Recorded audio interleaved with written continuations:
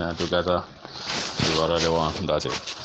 Ça, ben, évidemment, je pense que c'est ça aussi les enjeux. Bien qu'évidemment, nous avons déjà gagné, mais nous faisons notre devoir pour répondre à l'aspiration de nos populations. Tu sais, je te dis, le continent africain avec sa situation actuelle, il n'est pas la situation que nous voulons, évidemment.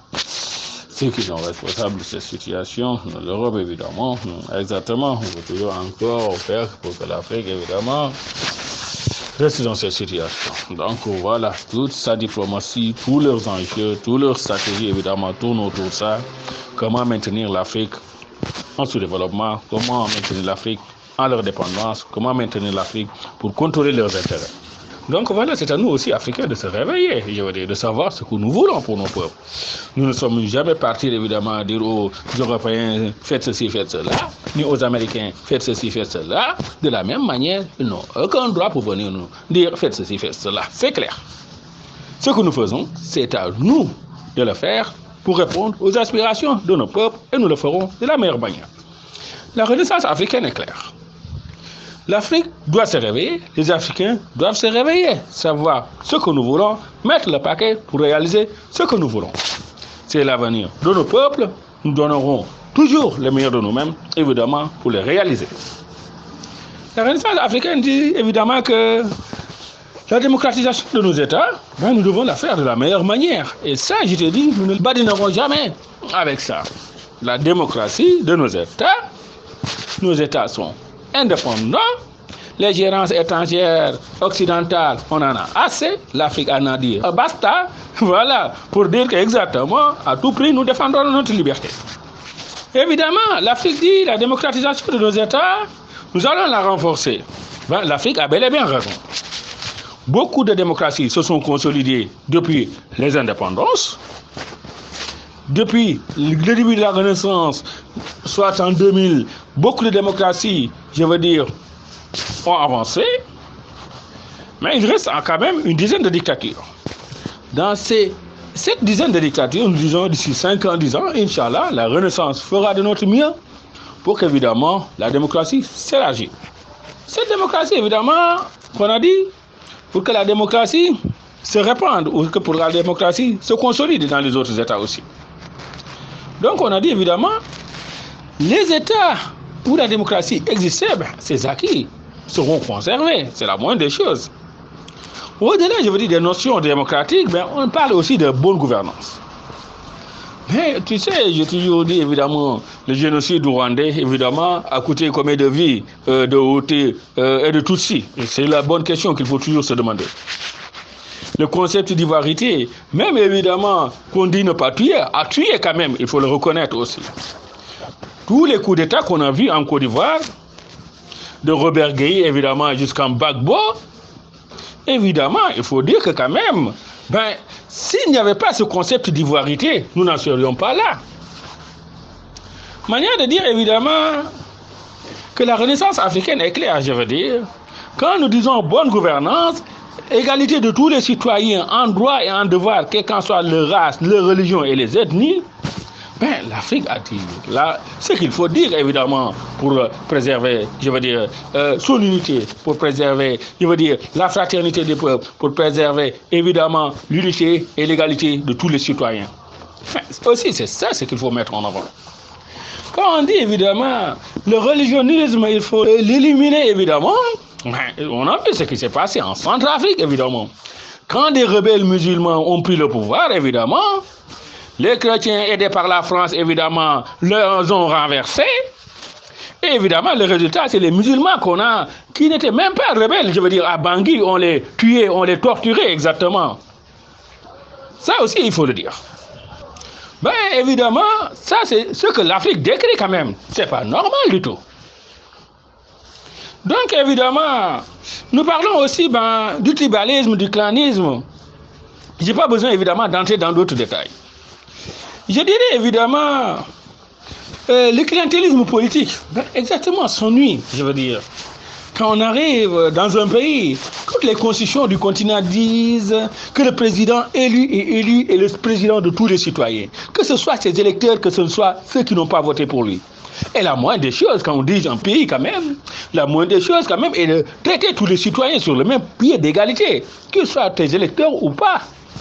Mais quand on pense qu'évidemment ce sont ces électeurs seulement qu'il faut privilégier, qu'il faut mettre dans l'administration, qu'il faut mettre dans le gouvernement, ben, dans ce cas-là, on fait un gouvernement ethnique, comme le cas de Macky Sall au Sénégal. Donc voilà, pour dire évidemment, ce qu'il faut faire en démocratie, c'est, je veux dire, la bonne gouvernance.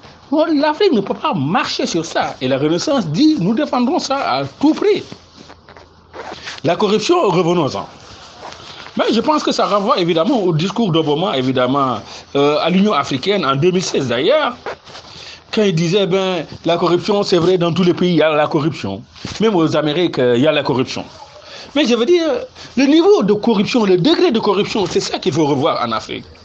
Tu me diras, on ne peut jamais lutter 100% contre la corruption. La corruption, elle est visible, parfois elle est invisible. Évidemment. Mais je veux dire, quand la corruption, je veux dire, se fait sous le soleil et que les gens ne le cachent pas quand même, si on n'agit pas contre ça, c'est parce qu'on le légitimise. Et la Renaissance africaine est claire. Contre la corruption, il faut toujours condamner. Il faut toujours, je veux dire, passer par la justice. Donc c'est ça aussi, la Renaissance africaine est claire. Nous allons donner le meilleur de nous-mêmes, faire de notre meilleur, évidemment, pour lutter contre la corruption.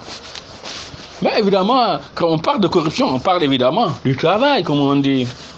Je veux dire, en Afrique, moi je dis parfois, ce que la corruption donne, le salaire ne le donne même pas. À partir de ce moment-là, on comprend pourquoi les gens sont corrompus. Et évidemment, donc aussi, nous disons qu'il faut agir maintenant en matière du travail quand même. Il faut élargir, je veux dire, donner du travail aux gens quand même. Et vous aussi, comme je l'ai dit, revoir quand même les salaires. Tu vas me dire, toute cette masse salariale, où est-ce que l'Afrique va le prendre? Moi, je dis, nous allons donner le meilleur de nous-mêmes, travailler comme nous devons. Je dis toujours, il faut travailler, encore travailler et beaucoup travailler. Je pense que c'est la formule de président Abdoulaye Wade. C'est une belle formule en Renaissance. Le développement du continent ne peut se faire que par le travail. C'est par la sueur, évidemment, par notre sueur, évidemment, la sueur de nos fronts, comme on dit, que l'Afrique fera son émergence, que l'Afrique fera sa renaissance, que l'Afrique, évidemment, sera hissée et s'affirmera en ce 21e siècle. Mais c'est notre vision, c'est notre conviction, c'est ce que nous défendons. Manière de dire, évidemment, que avec ces notions, la renaissance africaine, je veux dire, a montré la voie quand même, de dire que Africains, de toutes les parties du continent, que vous êtes du Nord, je pense que l'hymne de la Renaissance africaine est clair d'ailleurs. Quand il dit Bantou, Bambara, Berbère et même Beurs, dans ce cas-là, on comprend, je veux dire. C'est la diversité continentale, évidemment, où tous les Africains du continent qu'on appelle, je veux dire, à s'unir, à s'engager, je veux dire, de manière active pour le développement, pour le progrès. Mais aussi, la Renaissance africaine dit, nous n'acceptons pas qu'on nous divise l'Afrique, comme les Occidentaux veulent le faire. Ils disent, les Maghreb, c'est des Arabes, ce ne sont pas des Africains. Ils disent, les Sud-Africains, c'est des anglophones, ce ne sont pas des Africains. Les Ouest-Africains sont des francophones. Je veux dire, ça c'est la vision de l'Occident, divisé pour mieux régner. Je pense que l'Afrique, quand même, est majeure et quand même a démystifié cette manière. La presse française, les journalistes français, évidemment, c'est ce qui les arrange, évidemment. Diviser l'Afrique, évidemment, pour s'emparer des États francophones qu'ils ont déjà minimisé, marginalisé, exactement, tu vas me dire balkanisé. Donc voilà, eux, évidemment, ce qui les arrange, ce qui les intéresse, c'est pas que l'Afrique s'unisse.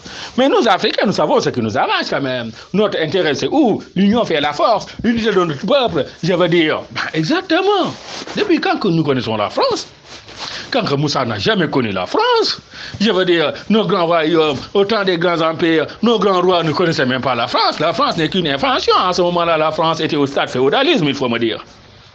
Manière de dire, évidemment, donc, mais exactement, cette France, évidemment, qui aujourd'hui veut coûte que coûte s'imposer à nos yeux, comme je veux dire, la seule puissance qui doit nous... Exactement. Et où est-ce que nous a mené la France depuis 400 ans? Esclavagisme, colonialisme, exactement. L'Afrique, pendant que la France la gouvernait, qu'est-ce qu'elle a investi? Rien. Je te parle toujours d'un bout de chemin de fer Dakar-Niger. Exactement. Mais pour dire, évidemment, nous sommes obligés d'agir et de réagir. Mais la Renaissance africaine fera toujours le nécessaire.